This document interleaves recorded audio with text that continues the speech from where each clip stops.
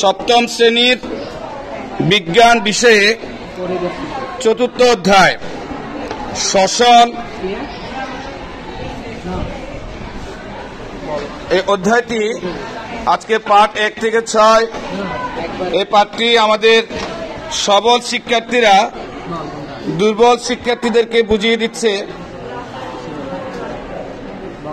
আমরা দেখতে পাচ্ছি আমাদের সবল শিক্ষার্থীরা দুর্বল শিক্ষার্থীদেরকে বুঝিয়ে দিচ্ছে। দুর্বল যারা পাঠটি কম বুঝছে, ক্লাসে পড়ানোর পরে কম বুঝছে, তাদের কাছ থেকে বুঝে নিচ্ছে।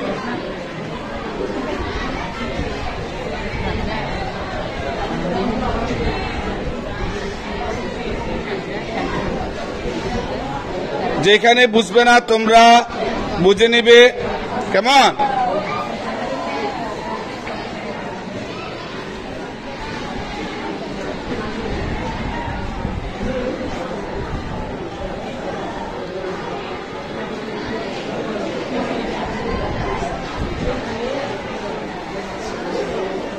তোমরা কি বুঝতে পারছো?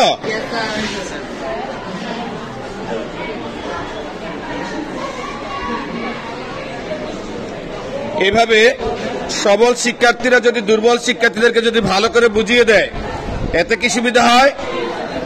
শিক্ষার্থীরা খুব আন্তরিকতার সাথে বুঝতে পারে, শিখতে পারে, এবং যারা বুঝায় তাদেরও পড়াটা অনেক দৃঢ় হয়। ভালো করে নিজেও বুঝতে পারে, অন্যকেও বুঝাতে পারে, এবং তোমাদের মধ্যে বন্ধুত্বপূর্ণ সম্পর্কটা কি হয়? আরো বাড়ে। ঠিক না স্যার? তোমাদের মধ্যে কি হয়? বন্ধুত্বপূর্ণ সম্পর্ক আরো বাড়ে, পারস্পরিক আন্তরিকতা, ভ্রাতৃত্বপূর্ণ সম্পর্ক বৃদ্ধি পায়। ঠিক না? আচ্ছা।